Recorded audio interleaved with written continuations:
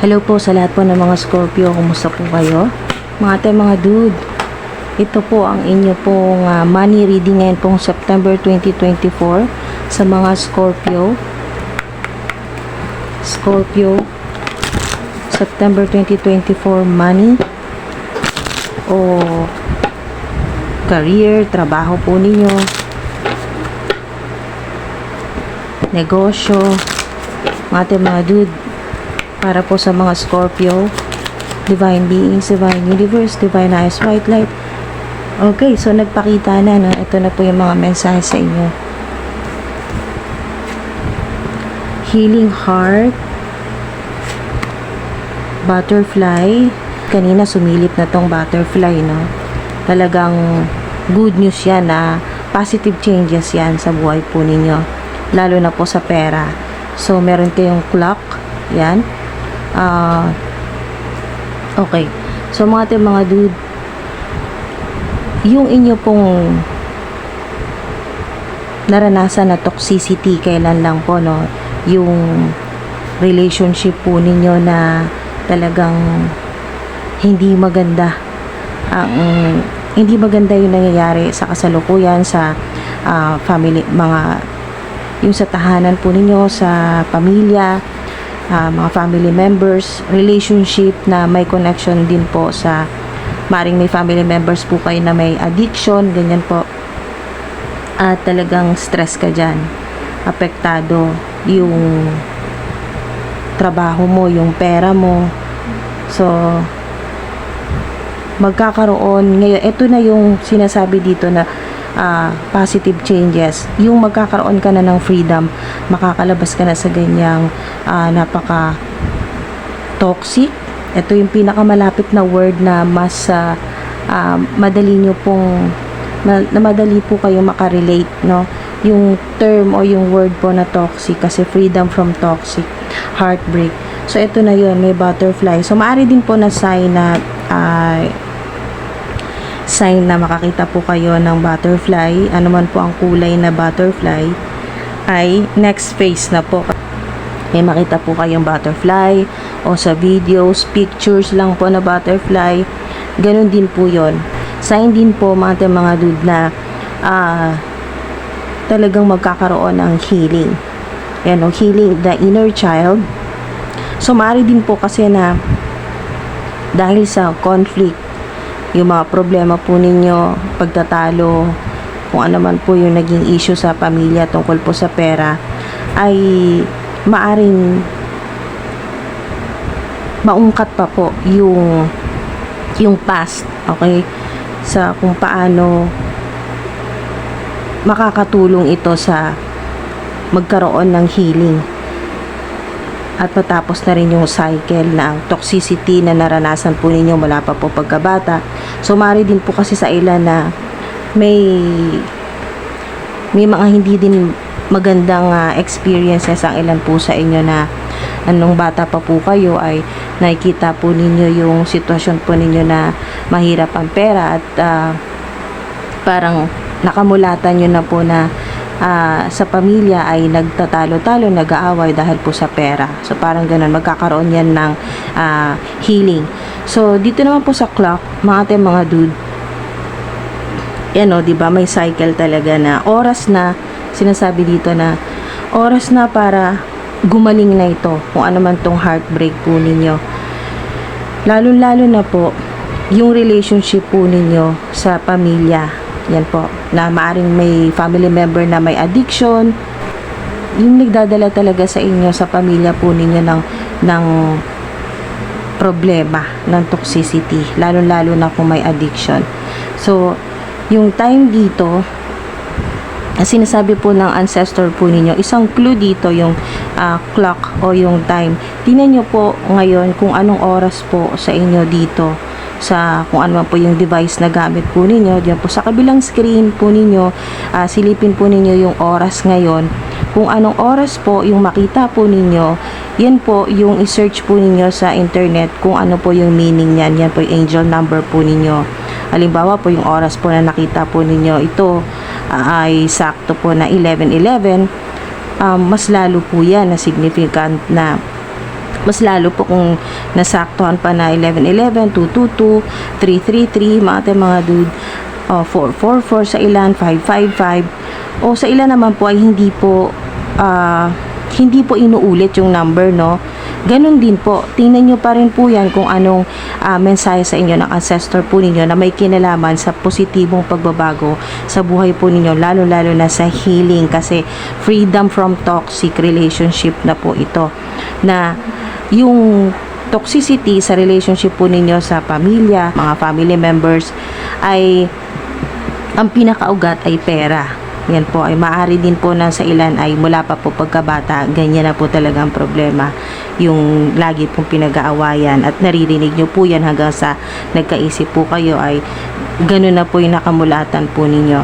So yung limiting beliefs na nakikita po ninyo sa mga matatanda po sa inyo na family members. So eto na yung oras ng progress. So kung ano man po yung oras po ninyo dyan, no? Kung ano yung matapatan po ninyo na oras, kahit hindi po inuulit, gaya po ng 111, 222, yan po, or 1111, 333, 444, 555, kung hindi po masakto na ganyan po, ganun din po mga dude, kung ano po yung halimbawa po, ang matapatan po na oras dito ay 12:15, yan po, tingnan po ninyo sa internet, 12:15, yan, so 1215, yan po yung angel number po ninyo ngayon pong September, na may connection sa mensahe sa inyo ng ancestor po ninyo na sa healing, freedom po ninyo, or financial freedom po yan, o next phase, ibig sabihin ay ito na yung tapos na sa cocoon stage, wala na po kayo sa cocoon stage, kumbaga mga dude, nag-evolve ka na, naging magandang butterfly ka na sa ilan na nakaranas talaga na sobrang hirap muna sa pera, sa trabaho po ninyo, ilang buwan hirap na hirap, walang mga opportunities, or kung meron man ay puro delays, ganyan po, no? Yung akala mo matatanggap mo na, hindi pa rin, yan po, kung sa pera po yan, or yung naghahanap ng trabaho hanggang ngayon ay naghihintay pa rin natawagan or makareceive ng email. Mga dude, ano man po yung kasalukuyan po ninyong dalamhati, no? Kasi heartbreak ito, dalamhati o yung stress po ninyo sa pera, sa trabaho, sa career po ninyo, ito na po yung oras. Ito yung sinasabi sa inyo ng ancestor po ninyo, oras na para kayo ay makalabas na sa ganyang cycle. Okay? So mga dude, ngayong September, napakaganda na magaan sa pera, hindi ka masyadong mahihirapan sa kung anong gusto mo, kasi helpful people, maraming tutulong na sa'yo. Ngayon naman sila maglalapitan, no? Yung mga tulong ngayon talagang September yan. Ayan, mas magaganda pa ito, there's something better, yan po, mas magaganda pa sa mga talagang mga nauna na opportunities na lumagpas. Ayan po, trust, magtiwala ka sa divine source, kay God, magtiwala ka kay God, trust sa divine universe, sa mga guardian angels mo, sa mga ancestors mo, kasi hindi ka pinababayaan. Laging nagpapadala ang divine universe na mga tao na tutulong sa iyo. Yan po. At yes, yan, confirmation. Yes. Okay? Confirmation mga dude. Kaya huwag ka nang mag-alala. Yung mga problema mo sa pera na napakatagal, matagal kang stress o may anxiety, na-depress ka na dahil sa napakarami ng talagang suliranin sa pera, sa trabaho. Maari din po sa ilan na matagal po kayong ang ilan po sa inyo matagal po na bakante, walang offer, walang projects, wala pong mapasukan trabaho, or kung meron man, napakahirap kasi sa ilan ay dahil nga sa cocoon stage ay ang ilan po sa inyo, mga ilang buwan po na sobrang nahirapan, nasa cocoon stage or yung phase na yung sitwasyon po ninyo ay wala kang magawa kahit na gusto mo ng napakagandang pagbabago, gusto mong umasenso, gusto mong yung talaga magkaroon ng magandang pagkakakitaan, yung magpapayaman sa iyo, pero iba yung nangyayari, parang problema pagkatapos ay panibagong problema or hanggang sa nagkakapatong-patong yung problema. So mga ate, mga dude, ngayon pong September yan, visualize abundance in all forms. Yan o, niregaluhan ka ng Divine Universe ni God ng spiritual power that everything you visualize eventually becomes reality, at yes yan, confirmation yan. Butterfly ka na, isa ka ng napakagandang butterfly.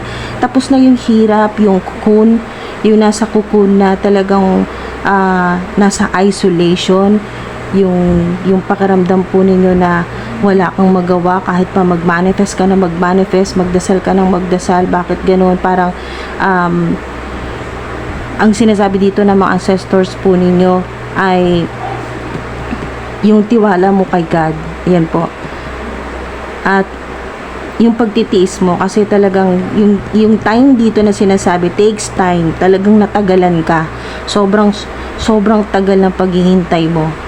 Yan po, na parang hindi mo na alam kung darating pa ba talaga yung maayos, maginhawang buhay, na mabayaran mo na lahat ng mga kailangan mong bayaran, na meron ba talagang mga tutulong sa'yo, na makaahon ka na sa napakahirap na parang pakiramdam po ninyo ay baon na baon ka na talaga sa problema. So ito yung paalala sa inyo ng mga ancestors po ninyo na hindi ka mag-isa, lagi ka nilang tinutulungan, at kailangan mo lang talagang malagpasan yung ganitong stage ng career mo o ng trabaho mo na naranasan mo talagang walang-wala.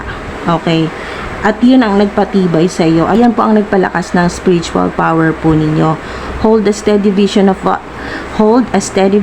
that which is beautiful, healthful, positive, and filled with blessings, and that is what you will experience.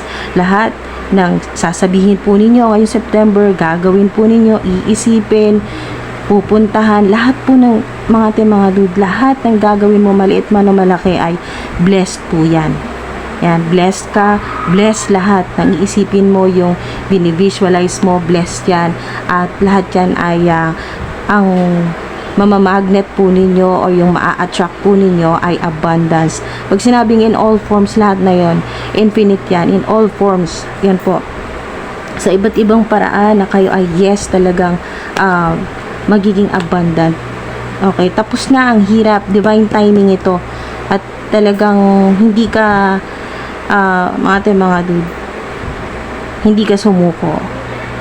Okay, nahirapan ka, umiyak ka, hirap na hirap ka dito sa pera, no? Yung puso mo talagang baga wasak na wasak yung puso mo emotionally dahil sa hindi magandang hindi pagpapahalaga sa'yo ng mga mahal mo sa buhay. Yan, mga family members na ikaw lang yung lagi nagsasakripisyo, ikaw lahat, pero pag ikaw na yung wala nang tumutulong sa'yo.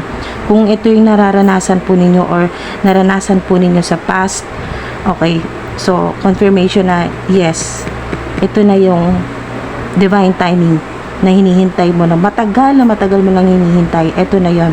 Kaya advice po sa inyo ng mga ancestors po ninyo, ng mga guardian angels po ninyo, visualize abundance in all forms.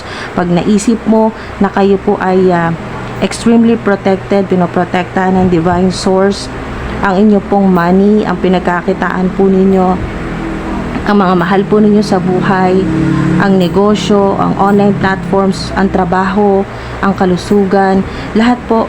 Kasi abundance in all forms, hindi lang po yan pera. Kasama na rin po yan sa kalusugan kasi healing. Meron kayo ditong healing. Lahat na po yan mga dudang abundance in all forms ay kalusugan, sa relationship, magiging maayos, magkakaroon ng mga dude, ng balance, ng harmony, mas magiging maayos at magaan mga dude ang buhay po ninyo. Lahat na po yan, ayun o, and filled with blessings, at yan daw po ang inyong ma-experience, yan po. And that is what you will experience dito po sa physical realm, dito po sa planet Earth. Ito po yung mararanasan po ninyo, na lahat ng visualize po ninyo, or ngayon hindi pa po huli, no? Ngayon po pagkatapos nyo itong mapanood, mag-visualize po kayo ng abundance in all forms. I-visualize po ninyo, no? Yung pagmamanifest po ninyo ay simulan po ninyo yan sa pag-i-imagine, pag-iisip po na ganito na yung mangyayari sa buhay mo, makakatanggap ka ng ganitong amount, ganyan po, no? Ng ilang digits, kung ilan po yung digits na minamanifest po ninyo, i-visualize, isipin po ninyo, mga dude, imaginein po ninyo, at kayo po ay talagang binigyan ni God ng divine universe ng spiritual power na lahat ng i-visualize mo ay mangyayari, magkakatotoo, at may experience mo. No? Lahat yan, ang mga positibo na yan. Maganda to, butterfly, mga dude. Abundance yan, prosperity,